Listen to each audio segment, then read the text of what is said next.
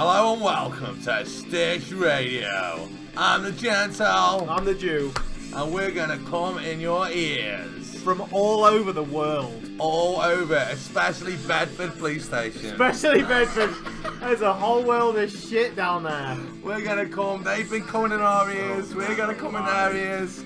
But They yes, came in their own ears. Hashtag 24 hours police custody. Police Is that what the hashtag on was? Channel 4. Channel fucking 4, yeah. So we're going to talk a little bit about the show that's been on here. Gareth Suffling, that's who we're talking about. Gaza. Oh, Gary. Gaza Suffling reminds me. I don't think I've come across a law enforcement officer as noble. Sherlock Holmes, I think. Yeah, possibly. Columbo. Yeah, oh, Columbo. One more thing, ma'am. Just £1,000. Just one more question, man. To your busy prosecutors.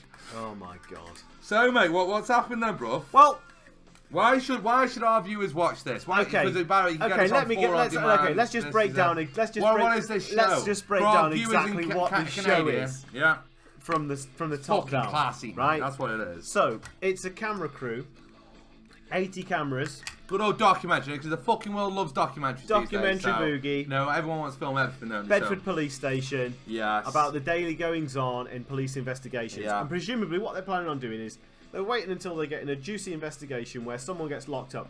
As you well know, you've got 24 hours after locking someone up to charge them with something. Damn right, yeah. I'm sat there sweating me tits off. Yeah. So, well, yeah, okay. Well, anyway, so this is happening, right? This is going on. I know she was 12. What? All right, and a case rolls in where a chap comes in from Luton and he says, "Listen here, you copper.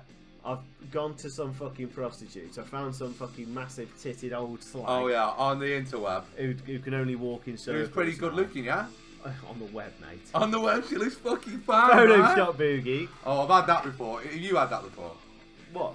You know, description of goods, that kind of issues when you've gone to visit the prostitutes. No, I can't say that. Oh, right, okay. Carry on then. So he says, right, I paid 30 quid for a nosh off this bird. And the next thing I know, the next day, I've got photos on my windscreen and a letter saying that I'm going to get fucking blackmailed for 1,000 fucking clams. Mate, you've been to see fucking Sticky Vic, you know, what 1,000 boys, otherwise I'm going to tell you more. Okay, so this is the general premise of the show. So when we've got the plot, it all boils down, right? So what happens is that they get this £1,000, they follow the ransom letter, and they plant it in some fucking log in a lay-by down some random country B road. Oh, right, so it's Sting operation. It's a sting, mate. It's a proper Did they get him? Well, they were sitting in the observation booth, checking out what was going on. Okay. Now, this is where our man, old Gaza, comes into play. Yeah. He's sitting there watching the cameras. Should we play a bit of the video to us listeners? We can do. Is this where there's a video going to come in? No, I don't know yet. No, we're not at this point, but we could. I think we should. We should at least get a picture of his. He's a good look. Face. Reminds me of someone I was. Yeah. Carry on anyway. And they're going, "What's happening, Gary?" And he's like, "Nothing yet, boss. Nothing yet, but no one's turned up yet, boss." Yeah. And the reason for that, the very specific reason for no one turning up to pick the money up, is because the guy who was watching the surveillance waiting for someone to turn up was the very same person who was supposed to be fucking turning up to take the money.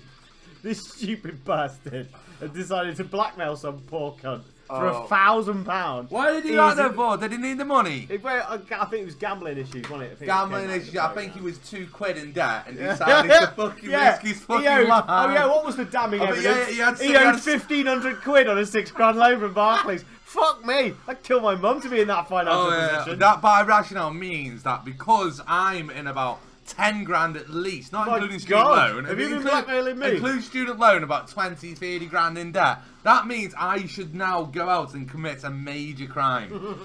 Because, you know what I mean? The job I've got, and if he's, you know, fucking hell. Anyway, we're going to put a bit of the video on, and yeah, you can see, I think it's just the fact that he looked in the mirror. He's fucking schoolboy, He's just got a white he's got a white face. Absolutely schoolboy. But you know what I think is funny? I was just thinking that, it's like, because he's surveilling it, isn't he?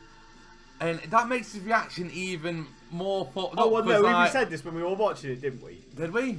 Yeah, because, like, he's been given a job of surveillance. Yeah, so he knows his job's up, doesn't it? He's scouting his own crime scene, right?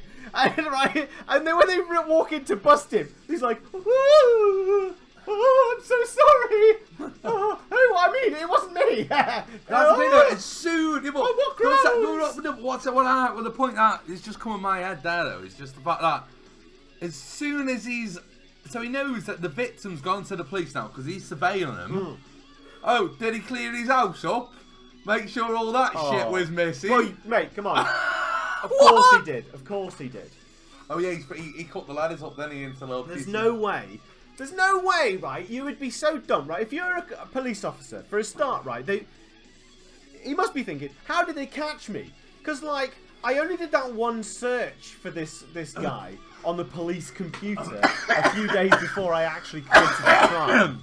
It's not like I... Oh, hang on. No, you did do that, didn't you, Gary? You did, you searched. Well, yeah, I mean... On the police computer. That is the key message to this program, is that you don't have to be clever. You know... Well, as you rightly suggested, then he left his house littered with photos of the guy, of the fucking hooker, phone calls that he'd made to the hooker, the letter that he typed out that he fucking ripped up and then chucked in his bin. Yeah. Like, if I'd had an attempt at blackmailing someone, it would have gone at least 8 billion times better. And I'm not even being hyperbolic when I say that. Crime of the century. The crime of the century is that he was supposed to be acting as a police officer. Do you know who wouldn't be interested in this? Steven Soderbergh. This ain't no Ocean's 15. Ocean's Bedford, mate. Fuck it, you know. You imagine the film? Tune. Yeah. No. He's fucked up. So, you know, it's... it's interesting. I like that bit where he said... he's sitting in the back of the fucking wagon going down to the police station. And he's like, fucking, I better make a fucking intercepting phone call to the missus. Yes, yeah. Excuse me. Can I please call my wife after I've been booked in? Oh, it's too late, Gary. She knows what's going on, mate, because we've been searching your house. Tell you what might be actually better or easier in terms of the recording is if we have a little... we don't want to listen to the fucking police chief constable. Yeah, he was doubling down. One night said, obviously, the episode was all fucking not going very well for God, it went bad at the end, police. So, Bedford police say, yeah, go on then, we'll take part in the documentary. Big time, We'll get out there, you know, the police needs to be visible. What makes it more insane is that you're watching the programme, and there's a video of this Gareth guy sitting in a room with one of the other prosecuting officers from another time that they filmed him. So the camera crew, he'd already been filmed by the camera crew before, and then when the camera crew were there, he's thinking, this seems like the perfect time for me to perpetrate a crime. Listen, I need $1,000, so... Yeah, I need it now. I can't wait until these cameras have gone. Yeah, I can't wait for this documentary. It's once in a lifetime, really. You know what I mean? It's a bit of a. God. Oh, he's just sat there at his desk. Oh yeah, we got Channel 4 coming in. Are you kidding me? I was just about to blackmail a guy. Oh fuck it! He probably put it off for a week. And then, they film me. I've done dead well. I've caught a blackmailer. They'll never fucking suspect me of being a blackmailer. Who would commit a crime when Channel 4 are watching them?